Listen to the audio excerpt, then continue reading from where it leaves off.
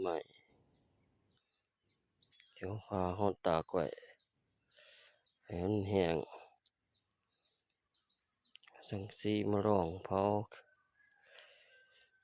ให้จนม่อนหมดแล้วจังเคลียร์ลงหลุมใจมักอีดีจะเฮ็ดได้ของเพื่อนของไฟผู้ใดขี้ข้านเฮ็ดบ่ได้หรอก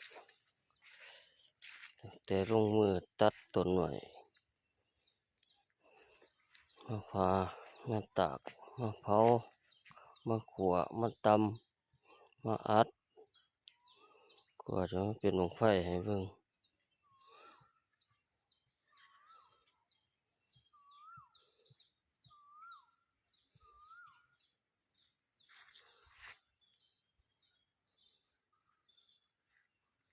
ชุมพาว่าทันแล้วก็ยังอยู่